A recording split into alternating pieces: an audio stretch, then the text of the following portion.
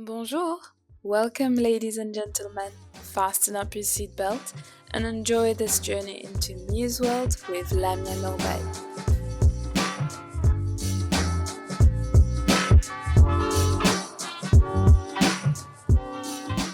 Hello, everybody. Welcome back to a new episode of Muse World. Today I have a very special guest, and for her I wrote a special introduction because I wanted it to be just how I feel when I see her. So today's guest feels like a breath of fresh air and a warm hug at the same time. She is not only a model, but she's also a certified holistic health coach and Reiki energy worker, and she's the founder of A Soulful Woman. She blends modern wellness with ancient practices to guide women back to their true self. From the fashion world to embodiment and meditation, Lina's story is one of a deep transformation, softness, and power. So, as you heard, we have Lina with us today. How are you? I'm good. Thank you for such a beautiful introduction. I wanted to, put a little bit of my time into this introduction and find something that would describe you. I'm not gonna lie, ChatGPT did help me with my wording because my English is not that good, but Well, ChatGPT make me feel emotional, so that's pretty enough. I promise it was my word. They just rearranged it to make it polished. Thank you. How are you, Lina? I'm good. Thank you for having me here. Thank you for coming and making time, because I know you'll be traveling very soon, and it was such a fast conversation of like, okay, do you want to come on the podcast? Yay, can you do it today? So I really appreciate you coming here. So Lina, obviously you're a new guest on Muse World, and I would love you to kind of give us a bit of a brief of where you're from, your childhood. How did you get started into modeling? Wow. All right. I'm from Argentina originally. My start with modeling had been very tricky on the way that I wasn't sure that I was liking it. I was very young, and I kind of like realized that when my mom was taking photos, I was like quite photogenic, and I was like, wow, I'm very shy in reality, but in the camera I just feel like my real self, and I could just like pose or like do like small faces around. And yeah, I think that it was something that started growing within, but it was very difficult to express to my family or my friends. I was feeling probably a little bit judged because I was born in a city where we get to know each other, like all of us. Yeah.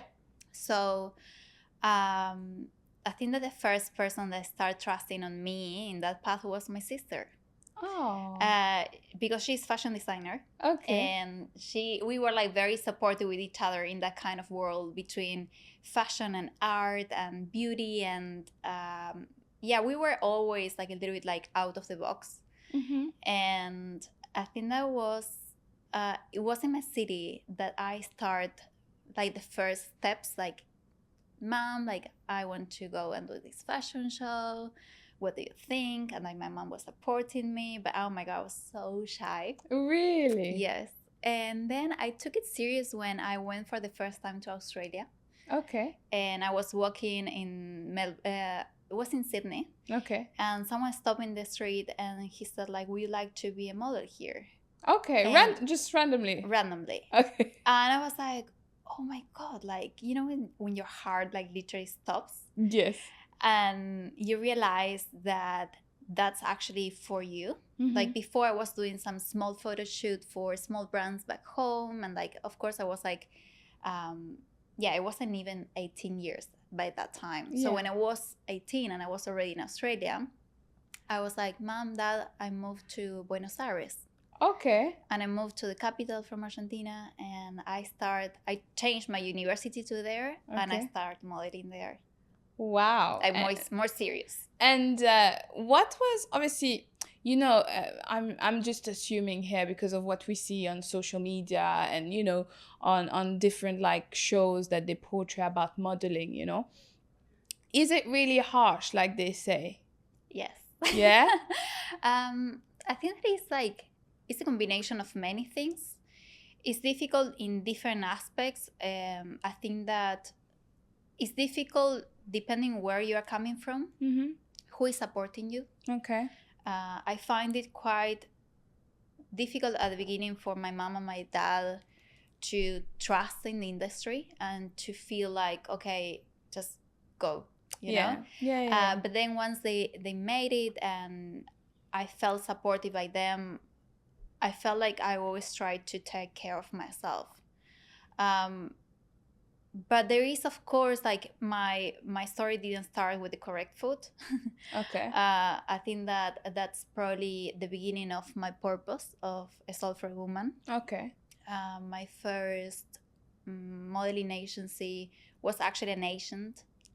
It was quite manipulator and abusive, actually. Oh, wow. And it took me like 3 years to really realize what was happening at that moment, because I was still young. I was like, I think that was 19 years, 18 years. It's relatively young. Yeah, I had actually just arrived to Buenos Aires. I was like doing my first steps. You know, you don't want anything to go wrong. Yeah, you want things to be on point. Yeah. Exactly. And at the beginning, I didn't realize, because I thought that I was like at the same kind of like level of him. You know, it's like, oh yeah, I understand what you're saying. Oh, yeah.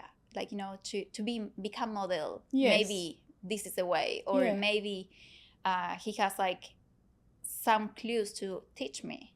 But then I realized that it was actually very painful, and it was actually not a correct way of doing it. And yeah, it took me a while to realize that that was like probably one of the most meaningful things that was going to mark me. Okay. Because I thought it was someone that was helping me to rise, but actually was someone that was making me feel more self-conscious. I can imagine, and I think, you know, I'm talking general, even me as a younger girl, you know, you very often, that's when we start being impacted by, you know, that's where we get hurt, and that's where all the traumas happen, and that's why today we do all the healing required, you know, to let go of this and, you know, be at peace.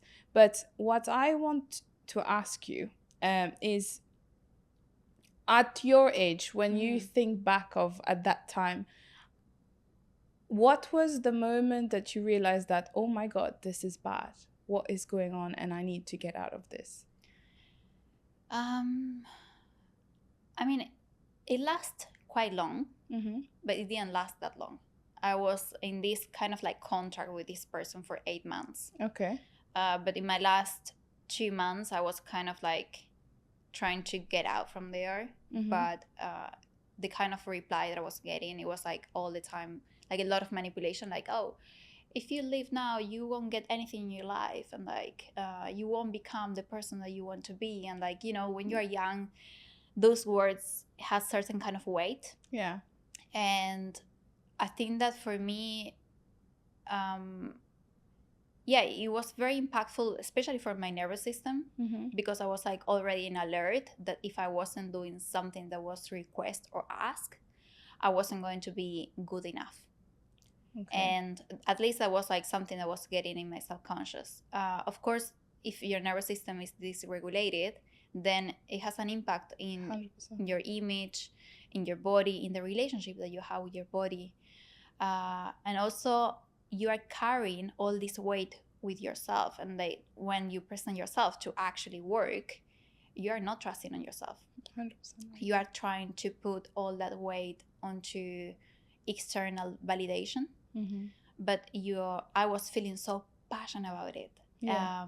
And the funny part is that this person was trying to sell the idea that I was going to become a painter, like also an artist. Okay. And model. Okay. Because by that time I was painting a lot. I used to paint since I was 5 years old. So he was kind of like selling me the whole idea that I was going to become like one of the most important artists in Argentina, by selling paintings to famous and celebrities. Okay. It was like a very crazy idea. But it's like, imagine that you are trying to make business with someone. Of course, it's, yeah. Exactly. Of course. So then back home, I was studying at uni. I was studying architecture, and I was painting for this person, and I was modeling for this person. And I was depleted. I wasn't happy. I was like, what is all this circus? Of course, it feels like he or she was exploiting you. Yeah. So as you're saying, I feel that's probably one of the most difficult parts of modeling, to know how much you worth. Exactly. Because I feel like modeling, I always leave it like an art. For me, modeling is like, it's my best way of expressing. Like, I love to connect with artists, with designers, with ideas that, even like, let's say hotels, lifestyle, there is so many ideas coming together, and you have to be the model that represent all that. And it's not about you and your body, it's about the expression and how you are part of all that creation. So for me, I fall in love with that part of modeling. So the problem is that when you are hired, the industry is big. There is a lot of factors. There is a lot of people that is playing a role, and they hire you, and many times they don't see the artist part. Exactly. They see the money. Exactly. Or they see, okay, let's use this person as a way to get this, and you become an object. Exactly. Of course, this is like the B side of modeling. There is a lot of beauty in it. There is, as every job, but I think that because you work with your body, and you're exposed every day to new people, new cultures, new timings, it's not like a job that you do every day and it just feels the same. And you kind of like, when you go to the first job interview and you're super nervous. Exactly. And then you maybe work the first week and you're still nervous. Yes. Like, you're learning. Yeah. But modeling, there is nothing equal. Like, there is nothing that is the same, unless the same client hire you often. Yeah. But there was a moment that I'm like, I'm tired of being out of my comfort zone. Like, I want to be in my comfort zone a little bit. Of course. But I think that's like also quite challenging. But oh my God, you learn so much. I love the way that you express modeling, because a lot of people have this misconception of modeling being your body, being beauty standard, being what you're showing there. But you look at modeling at the artistic side of it, and it's just so beautiful and powerful. And very often, like, for example, social media is one of the big things. You post a little bit of a picture that is not the norm. Oh my God, this is too much. Oh my God, this is this. Or she's showing that. But the reality is they're not trying to understand the message or the brand, you know? Exactly.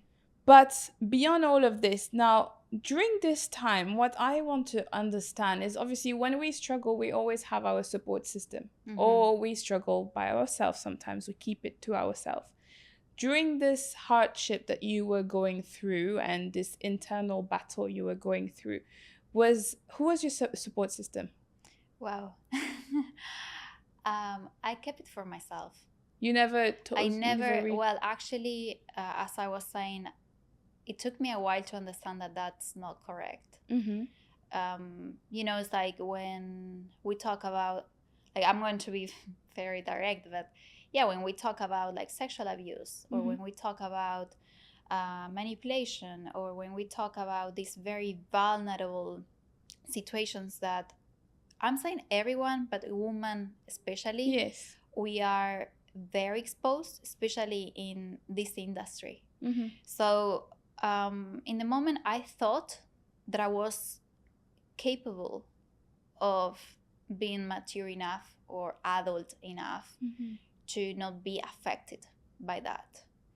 And then, life is so in charge to show you what you didn't heal.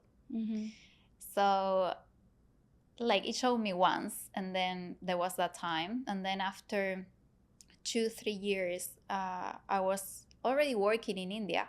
Okay. So I was already working as model in different countries. And life showed me once more. Okay. And it was very painful that time, because I think that I took the responsibility to heal that. Mm-hmm. So when you take the responsibility, it's time to unveil. Mm-hmm. It's time to sit with it, and it's time to say, okay, what do I want to do with this? Exactly. So there, I remember I came back from India, and it was right before pandemic. Okay. And it just feels like I opened everything. I opened the box of things that I didn't want to kind of like see, but not because I didn't want consciously. Mm-hmm. You know, it's like my whole body was designed to keep store all these traumatic episodes. So in that moment, of course, I went really down. Like I got depressed. I lost 10 kilos. I was having panic attacks. I was like, I mean, I had crises before in my life. Yeah, but it was not that intense. That time, I was like, all right, I always see in my life, even if all these kind of like bad things had happened, I had always been in charge of looking for light. You know, it's like if everything is dark, I'm like, I know that there is light. But in that moment, I felt so lonely. I felt like, I don't know how to get back to myself. Yeah. So I always say that in that moment, I start really learning what is dissociation. Okay. Dissociation is when our soul, I'm going to talk more into a spiritual way, but like our soul decide to leave our bodies, our consciousness decide to leave our bodies because the pain is so big, the trauma is so big that we cannot carry ourselves. Okay. So it happened this kind of like separation that we call it dissociation in somatic coaching or embodiment, where we start realizing that our mind is in one place, our body is in another place, and our heart is completely like, you know, great, if I can say. So in that moment, I start speaking. I start looking for support. I start kind of like saying all my truth, that it was so difficult because, of course, for people it was like, what is all this that you're bringing me? Yeah. It's difficult because you feel that you're maybe like bringing some kind of weight to the people that is around you, your family, your friends. Some people cannot deal with it. 100% I agree. And you have to also realize that actually you are speaking just for yourself. Yeah. I had a tattoo in my back that says, exhale poems from the soul.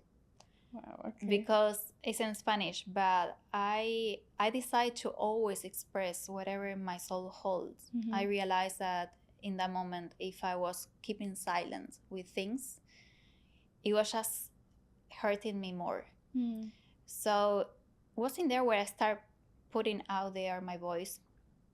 And I didn't choose to do it in a legal way. Until now, I don't know.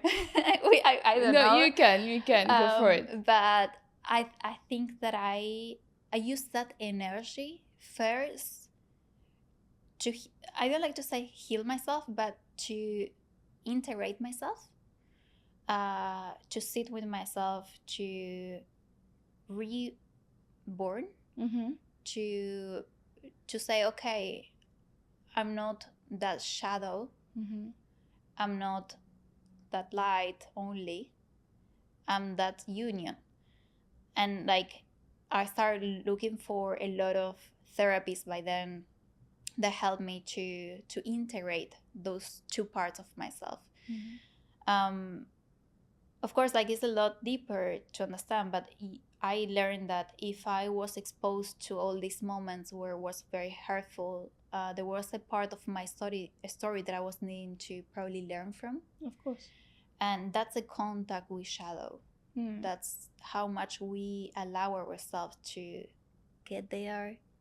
I hear you. To really, and there I feel like it's where you get to really trust on yourself. Yeah. And then after that, I start putting my voice out there. I start having this kind of like energy instead of like doing like legal things or like getting, yeah, of course you get angry, right? You have so many emotions in that moment: grief, anger, frustration, shame, guilty, like everything. You go through this kind of like roller coaster. But I'm saying, like, I didn't become like an angry person. I didn't become like also like feminist, and I didn't become like someone that didn't want to trust in life or in love again. I wanted to use all that energy to build something better, to bring it to the world. I'm not saying in a bigger scale. Like in that moment I was like, I'm already happy with my sister, my mom, and my aunts to know that this is a way. Okay. Not my way, but this is a way of truth. Okay. And it starts from there. Uh-huh. Then I create a soul for a woman. Okay. Which is literally a soul for another woman. Okay. I didn't want to be that kind of like protagonist, but I wanted to let women know that on the other side there is always trust, that there is love, and that there is also a space where they can feel safe again in their bodies. That was like always my mission till the day of today and forever. But yeah, I think that it's something that is never over. You know, it's like something that every day I wake up and I'm like, okay, I receive mirrors of those wounds, or I receive still questions that life makes me feel like, is this it? Like, you know, it's like, but I have so many other new tools in my life. And also I stopped seeing that past blind. Okay. You know, it's like for me, when I tell my story, people ask me like, and how do you feel when you realize all those things? Yeah. I'm like, peace. Yes, I can imagine. It's just like, you know where you're coming from. You know probably your mission. You know, like maybe the contract your soul had. 100%. And you are not kind of like wasting time in surface level. Yeah. And I love the way that you express yourself, because it's so beautifully said. And one thing I want to touch on, and I hope that anyone who's listening that understand that, you know, very often when we talk about healing, they think, oh, I'm going to reach out to X person and then I will heal. Yeah. But healing doesn't just happen with reaching out to someone. Healing is also, I will make sure that I will put the work into it. Healing hurts. Healing is uncomfortable. Healings bring back things that you have been trying to run away from, you know. Till now, I can personally say that I am still in this healing journey. I've noticed patterns that I didn't like and understood that it was from childhood trauma and all of that. And I said, okay, I'll put myself in a position of discomfort. And trust me, it's not easy. There are days where you go, okay, this is really bad. And then you're happy again. And then you're like, oh, why are you coming? And then life has a funny way, like you said, of bringing stuff to you in another way if you have not healed the same, like something very similar. It might be a different person. Let's make as if it's a person. Let's say you're trying to heal a relationship that you've had with someone, and you're trying to learn how to put boundaries. Let's say if you have not learned from that previous person, life will bring you someone else or another way for you to see, hey, have you actually healed? Have you actually put in the work? Let's test it out. From there, you see if yes or no, if you still need to do some work. But at this time, when you're going through it, it's so easy to be like, why is this happening again? I've done the work. Why is it like, why me? Like I'm talking out of experience right now, where I'm saying you get that mentality. But then if you take a step back and you realize, okay, all right, I see why you're here. I understand. this is annoying, this hurts, this bringing old wounds back again, but what can I do differently this time?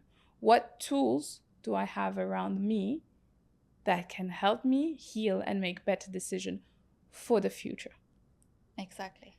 I think that in my case, there is where I start Ayurveda. Mm-hmm. I spent so many years with traditional psychology. Yes. And of course, when my nervous system was like dysregulated, I was having like, let's say, I was losing weight very easily, or when I was having like anxiety disorder. And yeah, I tend to use like Western way of approach to that, like nutritionists, psychologists, and medicine, right? Like how many times I went to the doctor because I was actually maybe just sad. Yeah. But no one teaches how to be in sadness, Exactly. like sitting, feeling sad. Yeah. And when I was in this moment, like deep down, I started a very beautiful work that I have with my Ayurvedic coach back Argentina. That I love them. It's Gaia. It's a very beautiful institute. And he told me, do you trust me? And I was like, at this point, I don't trust anyone. Yeah. But I don't have anyone else because I am tired. I told him I'm tired to go to quick fixes because I know what they are going to tell me. And he told me, okay, but I need you to work hard with me, like, like as a team. Let's give us 1 year. Okay. In 1 year, you will, let's say, recover. In that moment, I was 10 kilos less, and I was with, like panic attacks. I was like waking up like 1 a.m. in the middle of winter, like all sweat because my nervous system was like so in danger that I was going out to the balcony almost like naked because I wasn't able to breathe. And this was like only one of the kind of nights that I used to have, but it was like one after the other. And he told me that, and I was like, yeah, sure. Like, I told him I give up. Like when you truly give up and you are tired of being in that kind of like pain, it's like it's a new opportunity. Like we are so scared of giving up, of like truly surrender. Of course, this is still happening till the day of today, but I'm saying like in those very deep, intense moments. And instead of like recovering 1 year, I recover in 6 months. Oh, wow. And the most beautiful thing is that every single day I was doing, as you were saying, I wasn't leaving the healing for someone else's hands. Yeah. Because I was like, the only person that can take myself out from here, it's me. And I was having an amazing journey with Ayurveda. And every day I was having a routine that was suitable for my biotype, that it wasn't designed for anyone else. It wasn't like, oh, let's watch Instagram reels. Exactly. And like, let's find out what is the best for, I don't know, go back in track, right? Because again, quick fixes. Exactly.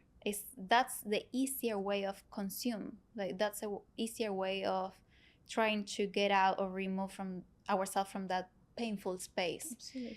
But the real healing journey that you're saying is literally waking up and choosing to face yourself. Exactly. So I start Yoga Nidra. What is this? Yoga Nidra is it's like a deep rest. It's I don't know if you have listened about the yogic sleep.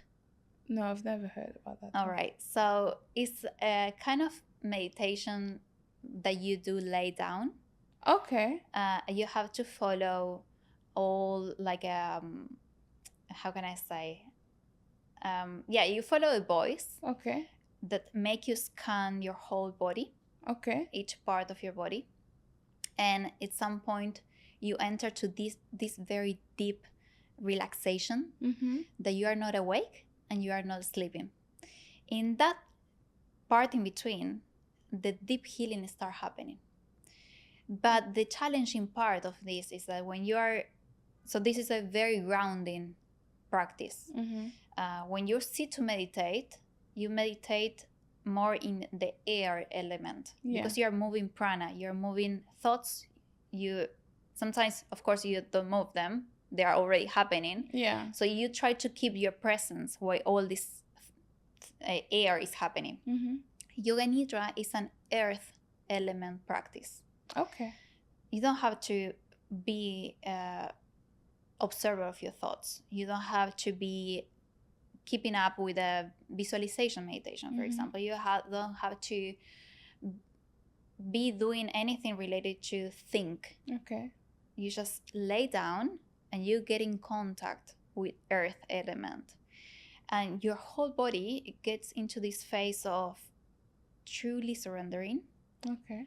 And it was in that moment that it's funny, because like I was like so anxious that I couldn't even lay down for 15 minutes. Oh, wow. For me, 15 minutes lay down was a loss of time, and it was like something that I should be using this time for something else. But it was because I was such in a rush, like within, like that I didn't want to be doing it. You know, it's like I was so against of so many things in my healing routine, because of course you have so much resistance to it. Of course. But yeah, it started happening that when I was in this phase of being laid down, at the beginning 10 minutes was difficult, and then 15 minutes was difficult, and then 20 minutes I was like, wow, I'm doing it. And just to see, I always say to my clients, like, people want to go from here to here, but because they think that it's like this and they are going to arrive that optimal place, they forget to see the small goals in their daily. And I always remember that for me it was so difficult to be lay down 10 minutes, and nowadays I can stay like 1 hour, 2 hours, like nothing is happening. But I started learning how to accept those parts of myself that were a little bit dark. Like, because of course in a conscious, when you are feeling more aware on your well-being and like more normal life, I guess, you don't think that you will get into those deep levels of yourself. But in that moment I was like, all right, here there is something that I need to work on. What for you during this 6 months of your journey of healing? Give us an idea of how your routine was like, and I want the real thing, the yes, I've cried, or if you didn't cry, what happened during, like, give us a like maybe one day or two, like in these 6 month time frame that you think marked you the most. Well, I didn't do anything that different, like that, nothing like wow, like you know, it wasn't like plant medicine, or it wasn't like nothing that exotic. It was just like very simple, because Ayurveda is so simple that it's complex. Ayurveda, we organize our harmony while we balance our 3 main pillars: digestion, resting, and the management of our energy. These 3 pillars, if we organize them accordingly to our biotype, accordingly to our dosha, maybe you have heard about doshas, that are the humors that we call it, like Vata, Kapha, Pitta. So when you get to know what part of yourself is out of balance, you understand how to organize your routine accordingly. Not according to what you want. It's according to the opposite. So if you are very high in air element, you need to bring earth element to your daily life. And there is resistance, because we love our nature. Like, True. you know, it's like, let's say I'm in air element. I love to be moving all the time. I love to be, traveling a lot. I love to maybe eat fresh fruits, light salads, because all has the same kind of element. Mm-hmm. But when I was doing my healing, I was needing to bring a lot of earth element. That means less movement, more grounding practices, more stable routine, breakfast at the same time, lunch at the same time, dinner at the same time. I was having so many inner fights. I was like, I don't want to do this routine till the day of today. Yeah. But I think it's different when you are like in balance or out of balance. Like when you are like lacking that harmony, Yeah. you need to do it. Yeah. And then I was waking up every day at 6 a.m. Okay. doing 20 minutes. First, my practice of yoga, Mm-hmm. 15 minutes to 20 minutes just to activate the body. Mm-hmm. Then 15 minutes of yoga nidra, having breakfast.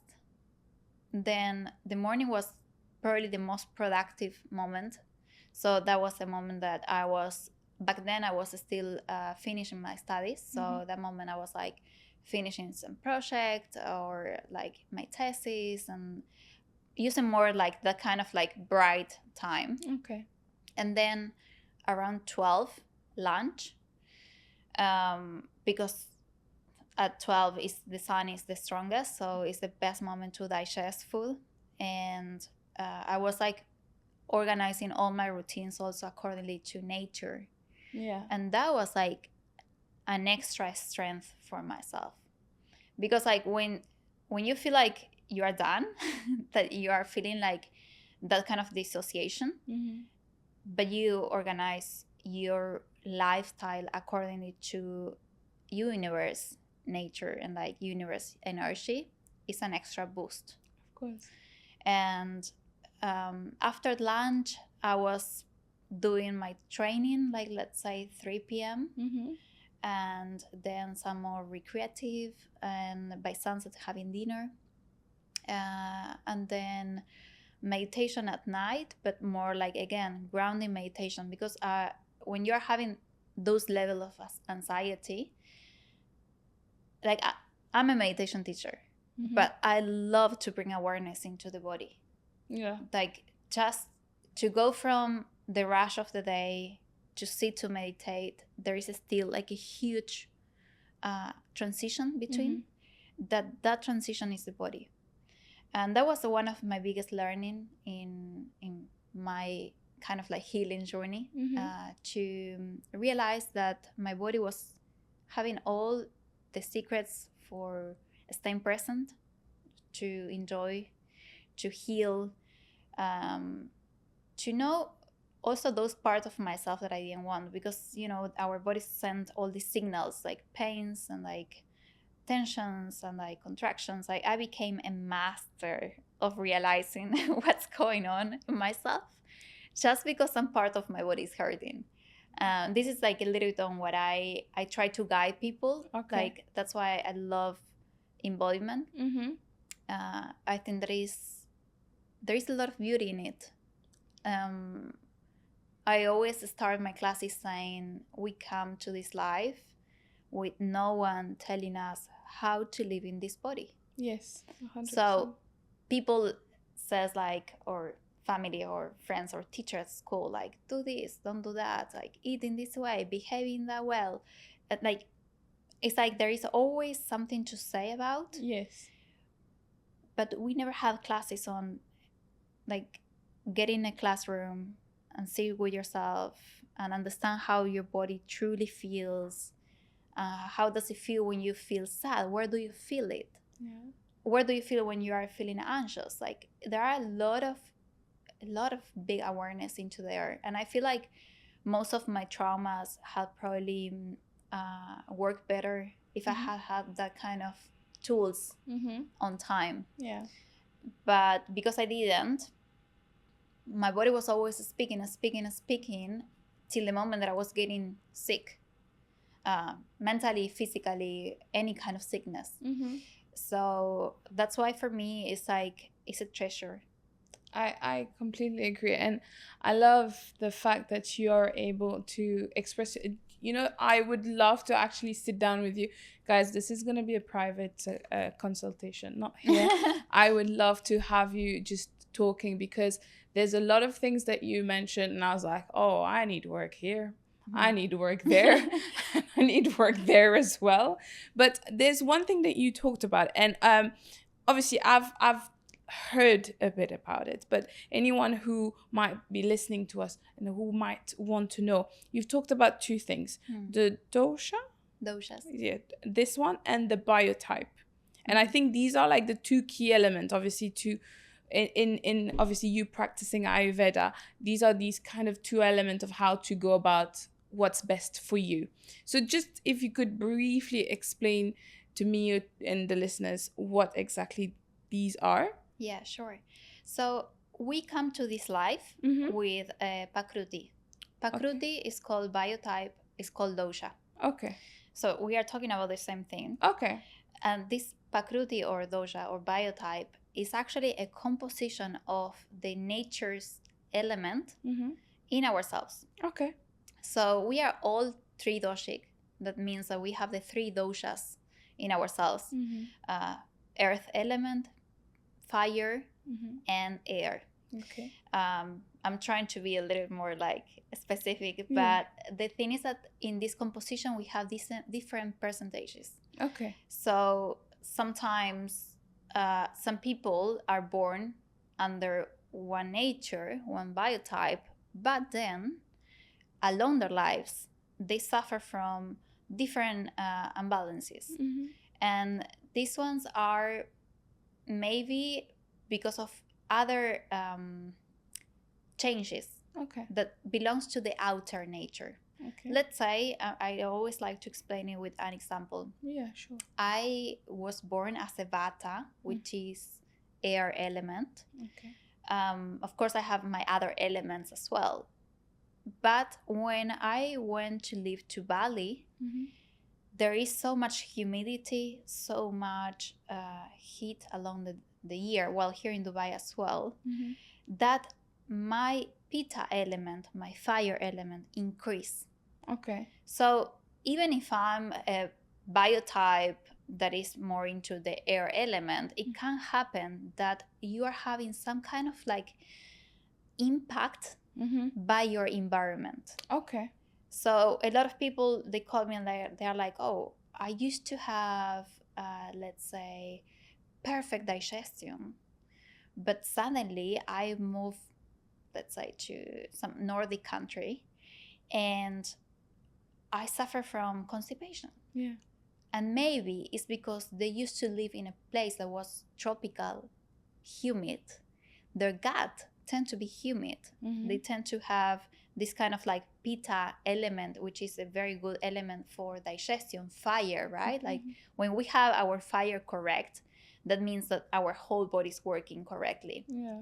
But when we change from the environment, it can happen that that environment has an impact in your life, and that element, it change. Your nature is the same. You were born under one nature, that's fine. But then you go through transitions in life that make you realize, like, wait a minute, there is something that doesn't feel in harmony. Yeah.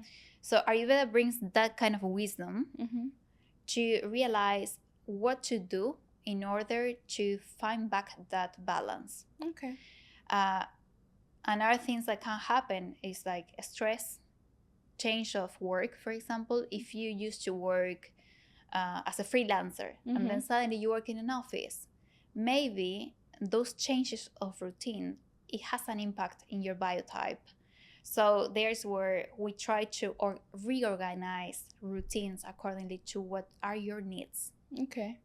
And I love that, because actually, if you remember when we met on Sunday, I was telling you that when I used to live in the UK in London, despite the fact, yes, it was cold, it was raining and all of that, but I did not suffer from any gut issues. It could have been probably the worst period of my life, but yet I still think that I was I mean, I want to believe I was fine with my digestion and all of this. The moment you come here, it was like everything, whatever I eat, it's just like, no, it's not happening for you. But when you explained this to me, and I was like, oh, that's actually true, you know?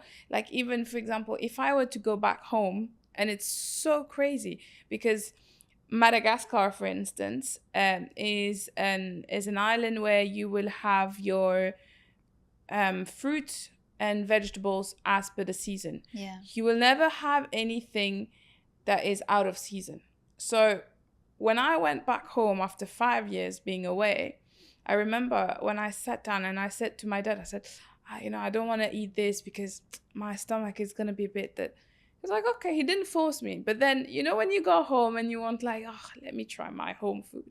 And my biggest surprise was that I was absolutely fine. And I ate the things that if you were to ask me to eat it here, which could be simple like fruits or vegetables or certain vegetables that here I am not eating, over there would be just fine.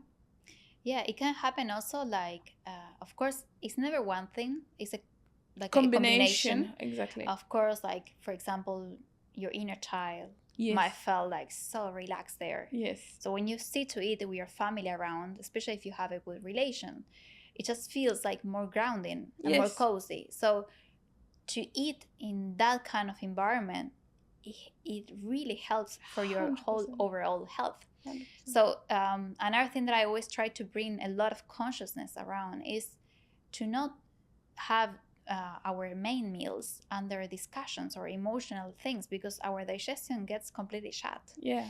And for example, bringing the fact of the difference between UK and here there's so much sun, almost a whole day. The sun is so strong that your body gets overreactive. Yes. That means that whatever you eat, there is an extra energy happening all the time. So that doesn't allow you to truly digest properly. You feel this kind of like exaggerated energy. Yeah. And I think that is very important to recognize as well how important are the seasons. Not just because of like the food, as you have mentioned, but also there is a strong impact there, where winter allow us to go a little bit inward, to rest, to reset, and then in summer we can go out and absorb that solar energy as well.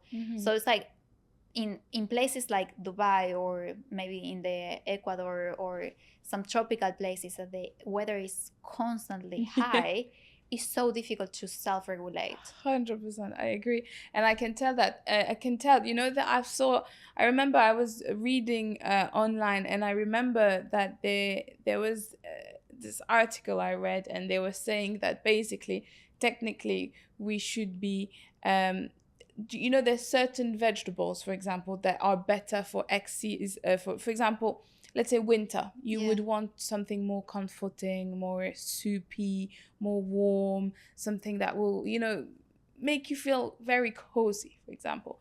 In summer, you'll feel like you want something fresh and you want more fruits and more vegetables.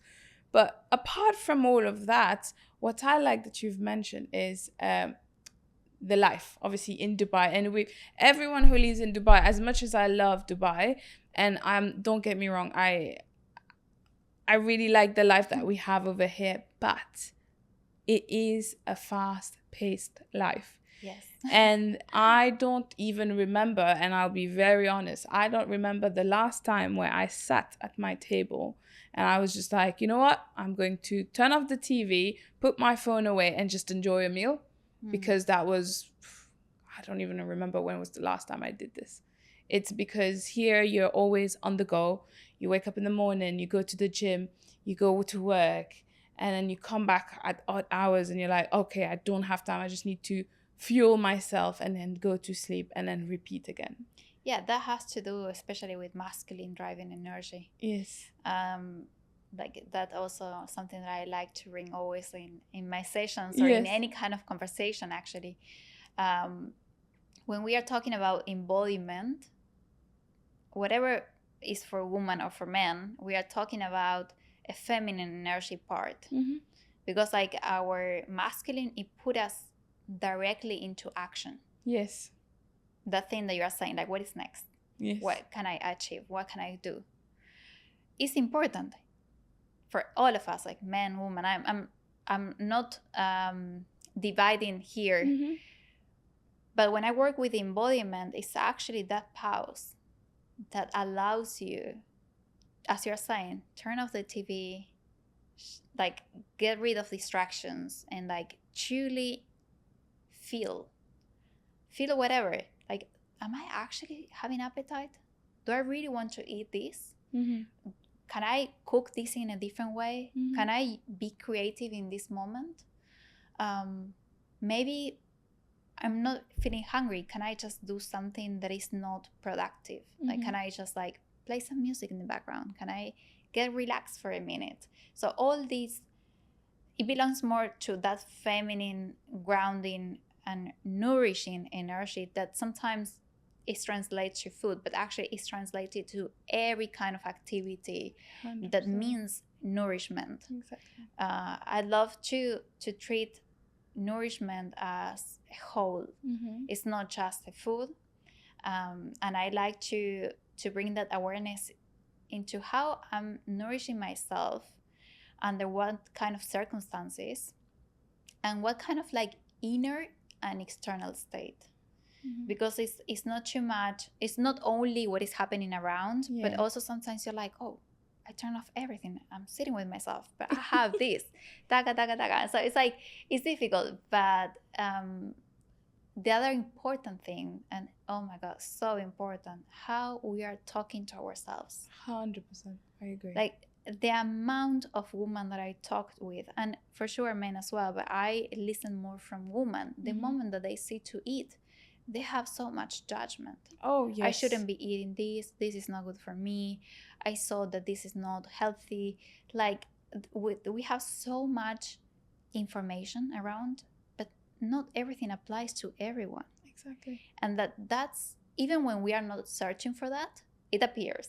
Yeah. Yeah. Right? Yes. So sometimes it's like, yeah, we can organize all our external factors, but I always say how beautiful is to start with a gratitude word, like Mhm. something that I'm grateful for. Like we don't need to express it, but in the moment that we sit to eat, it's not about food, but it's something about like you're grateful for about yourself, like of someone else or something that happened in your day. And this automatically has such an impact in our nervous system. It's already working in a nourishing level. Mm-hmm. And I agree. And it's absolutely so true. I mean, I'm the first culprit of that. I can have a lot of harsh word towards myself. And it's funny because I always like to say this is because to a friend, you would never say these words, but to yourself, you would say it like as if it was absolutely normal. And even Erica, who's our mutual friend, she's the one who taught me this, and she's the one who actually made me notice how much I say very harsh stuff to myself, because obviously I spend almost 3/4 of my time with her, and I love that.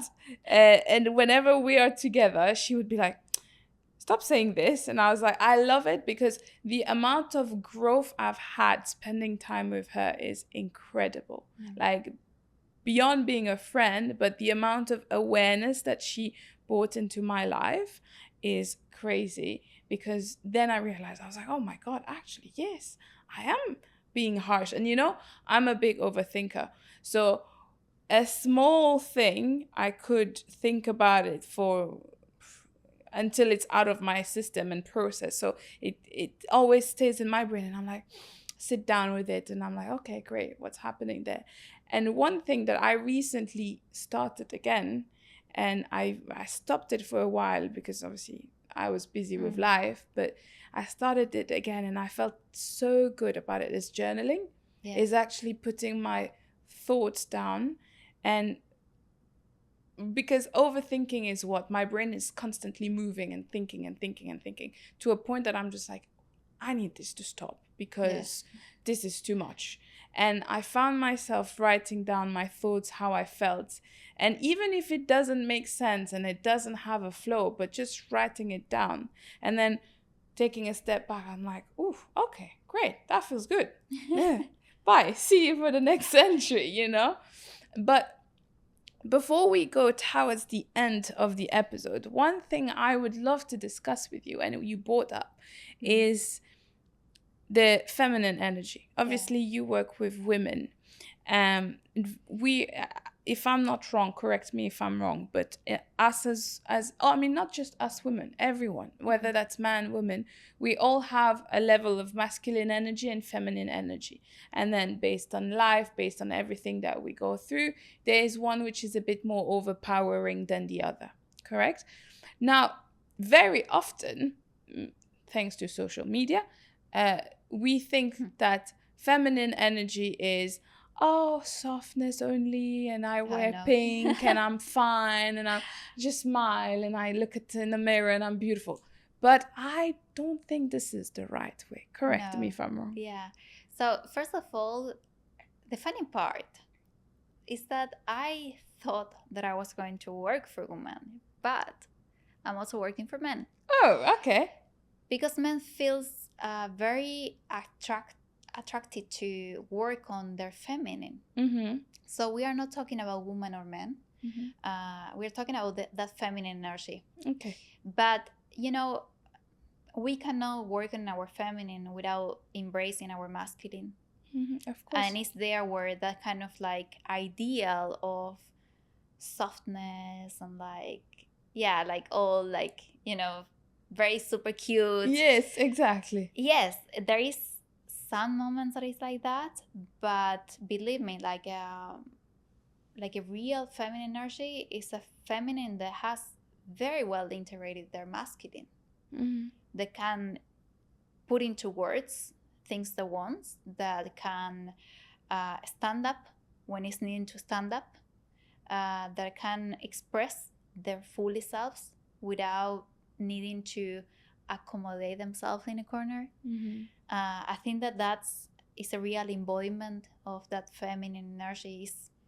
It's empowering. Of course. And I'm not talking about empowerment from a feminism which discard the masculine role. I'm actually including that masculine role and elevating the feminine. Mm-hmm.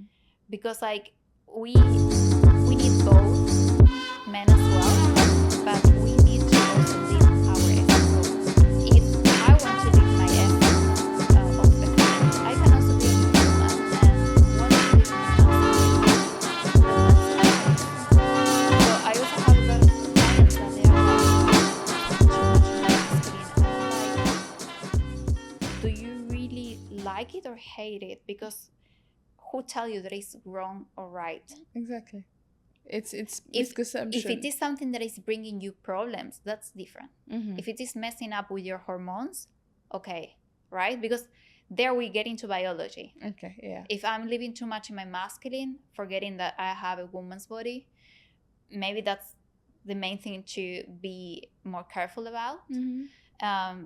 But once you are in charge of your own health, you're responsible on how you feel good. Mm-hmm.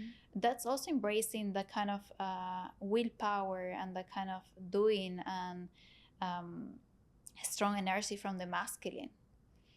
I love that. And I love that. And thank you for actually expressing the fact that being in your feminine energy is not disregarding the masculine energy.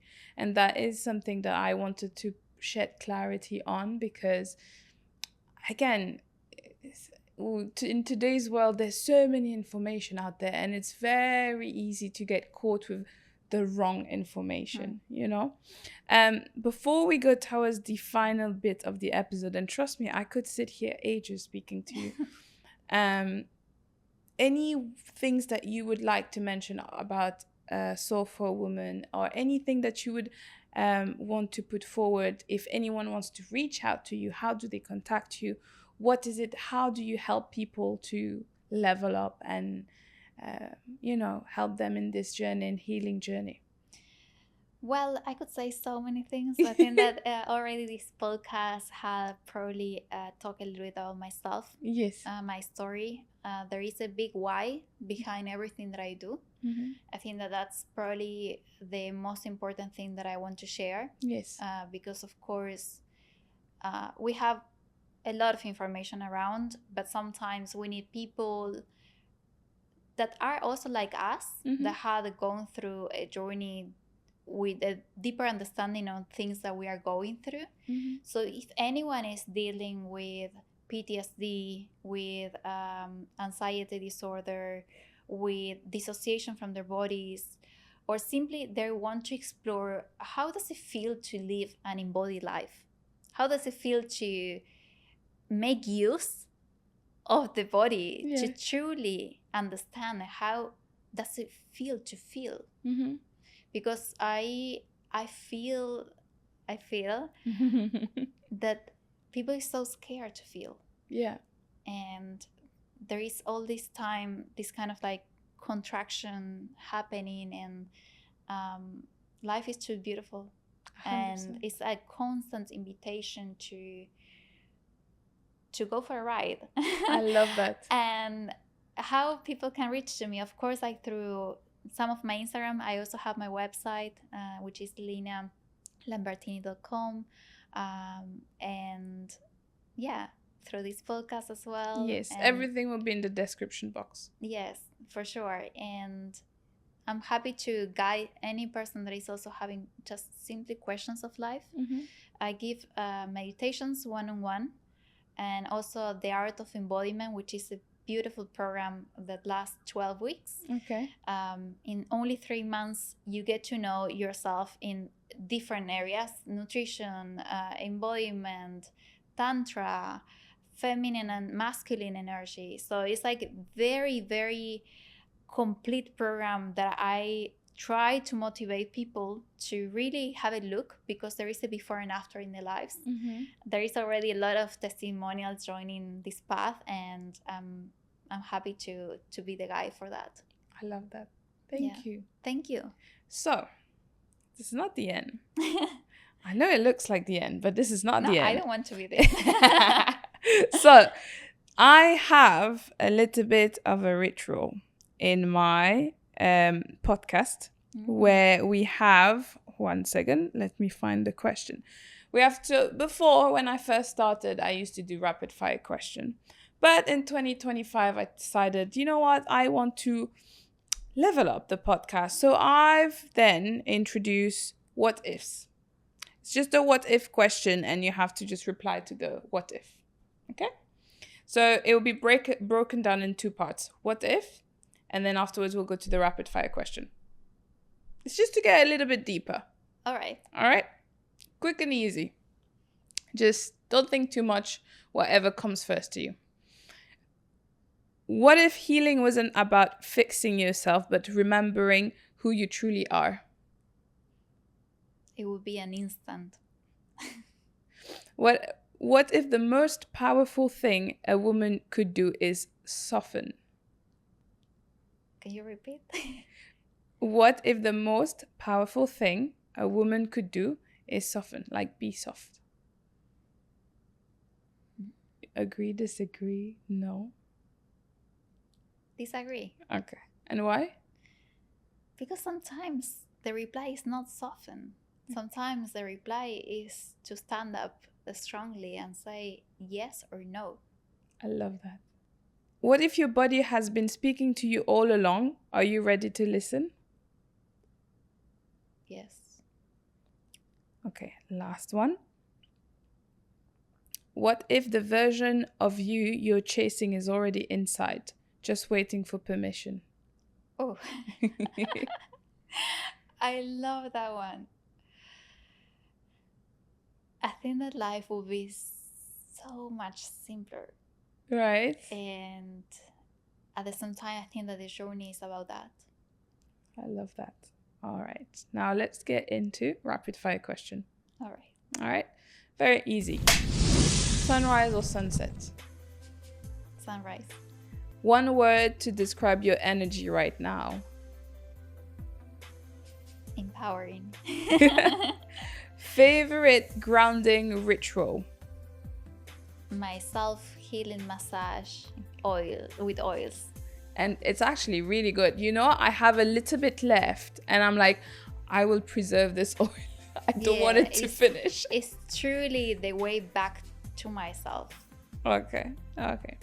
Book that changed your life? Well, I wouldn't read it right now. I wouldn't choose it right now. But it was the first one that I read when I was 14 years. Okay.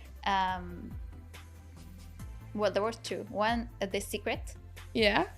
I wouldn't choose that one. But when I was 14 years, I started reading my first book of meditation.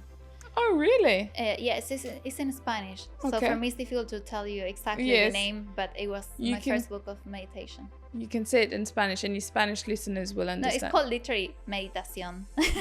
Meditación with the accent. I promise I'm working on my Spanish, guys. In a couple of months, I'll speak Spanish too. Who knows? We might do a Spanish podcast. Yes, please. Not 6 months, maybe 1 year. So people don't need to hear my Spanish anymore. All right. Crystal, incense, or essential oils? Incense. Okay. A mantra you come back to often? I don't have one. Really? Yes. And it's absolutely fine. Because I have many, so... Because at the moment that I think about it, it came to me 100. So there is not only one. Okay, any specific one that pops in your mind right now? I think it has to do with I see you. Okay, I like that. One food that makes your body feel nourished? Oh, many. I love fruits. Fruits and oatmeals. Okay. In the morning.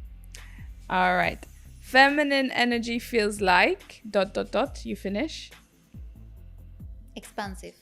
Okay. Ooh, I like that one. Because I want to be part of it if you do it. Yes. Dream retreat destination. I have an idea. Dream retreat destination. It comes to my mind, like if I close my eyes, it has to be a place that has a lot of jungle. Like trees, like, and also ocean. Okay. But like a calm ocean. Okay. Because forest represents more the feminine, a calm ocean goes like with my vibes. Okay. Yeah. Okay. I like it. Okay. Perfect. So let's find out the destination. I love it. All right. This is a very funny one. What's always in your bag?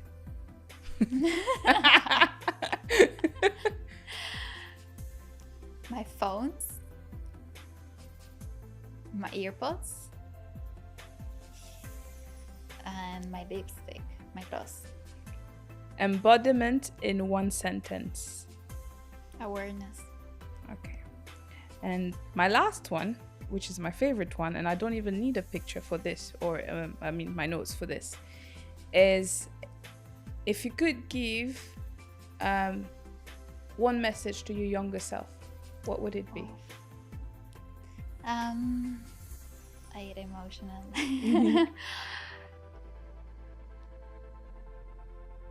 I think that now I have so much understanding for her, like deep understanding, that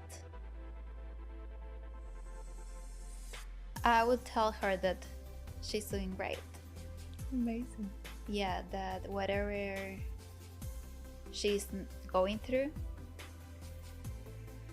that she needs to keep cultivating that inner world. I love that. Yeah.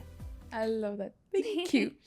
Now, before, one last tradition. I promise this is my last, but I need to put my Wi-Fi on again because I have a quote from my last guest. Okay? So, she has a quote for you. And she said, if you get tired, learn to rest, not quit. That's from her. So before you go, I'll hand you over my little copybook and you'll write a beautiful quote for my next guest. Okay. Yes. Love Thank it. you so Thank you much. so It much. was such a pleasure to have you on the Likewise. podcast. Keep doing what you're doing. We will get in touch. I will come for myself. My listeners don't need to know that. You'll see me transform. Just wait and watch. But thank you so much. I wish you all the best. If you ever want to come back, me as well is always here. And I look forward to your new chapters, everything that you're doing. I look forward to everything. Thank you for creating such a beautiful and nourishing podcast. Thank you. And for having me here and welcome me with so much love and care. Thank you once again. Thank you. And on that note, I'm going to love you and leave you. And I'll see you in the next one. Bye.